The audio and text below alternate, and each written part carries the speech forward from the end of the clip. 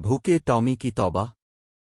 Tommy एक छोटा सा कुत्ते का बच्चा था जो हर वक्त कुछ न कुछ खाता रहता था। इसे जरा तमीज नहीं थी कि क्या खाना है और क्या नहीं खाना, और न ही वो इस बात का ख्याल करता था कि जो वो खा रहा है वो किसी और का खाना तो नहीं। इसके खाने की आदत देखकर पड़ोस में रहने वाली बली नीलो ने इसे कहा कि वो इसी तरह खाता रहा तो बहुत मोटा हो जाएगा, मगर इस वक्त भी टॉमी एक हड्डी भंभोड़ने में इतना मगन था कि इसने नीलो की बात सुनी अनसुनी कर दी।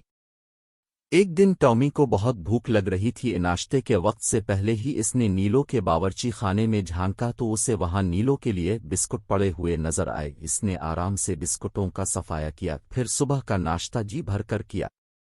फिर इसने कुछ देर के वक्फे के बाद अपने मालिक के खेत में जाना पसंद किया। वहां इसने बहादुर घोड़े की क्यारोली में झांका ताकि इसमें से ही कुछ खाने को मिल जाए।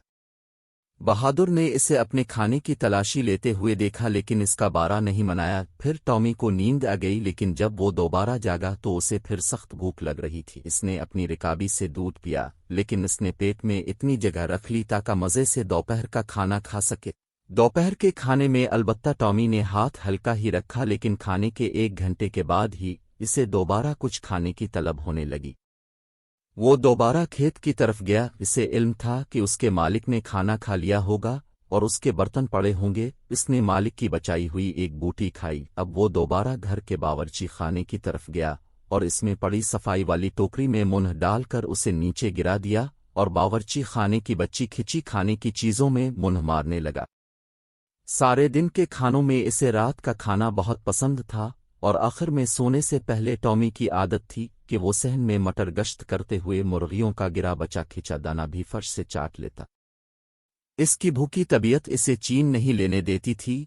इस रात जब वो मुर्गियों के बच्चे खिंचे डबल रोटी के चूरे की ज़ियाफत आड़ा रहा था कि अचानक इसकी नज़र नीलो बली पर पड़ी, जो इस वक्त सैर के लिए निकली थी। ये इसका रोज़ का मामूल था और रोज़ ही इसका खाना चोरी करके खाना टॉमी का मामूल था, और ये चोरी करना इसे बहुत पसंद था। टॉमी पूरे जोर से दौड़ा। इसने सहन उबूर किया और फिर नीलो के लिए बनाए गए घर के दरवाजे से अंदर घुसने लगा, मगर फिर इसके मुंह से भाव दाव की आवाजें निकलने लगीं क्योंकि वो नीलो के घर के दरवाजे पर फंस गया था। इस दिन लालची टॉमी ने इतना खा लिया था कि इसका पेट फूल कर गप्पा हो रहा था। नजदीक रहने वाले तमाम जानवर इसे इस हालत में देखकर खिलखिलाकर हंसने लगे। वैसे भी वो चाहते थे कि टॉमी को उन सब का खाना चोरी करने की सजा मिलनी चाहिए थी। नीलो वापस आई तो उसकी भी हंसी निकल गई। इसने टॉमी की टांगें पकड़ी और इसे जोर से बाहर खींचा, लेकिन बेसूद वो बारी तरह फंसा हुआ था। फिर तमाम जानवरों ने इकट्ठे होकर जोर लगाया, तब कहीं जाकर टॉमी को आज़ादी मिली। टॉमी इतना शर्मिंदा हुआ कि आइंदा कभी किसी का खाना न चरा कर खाने से तौबा कर ली।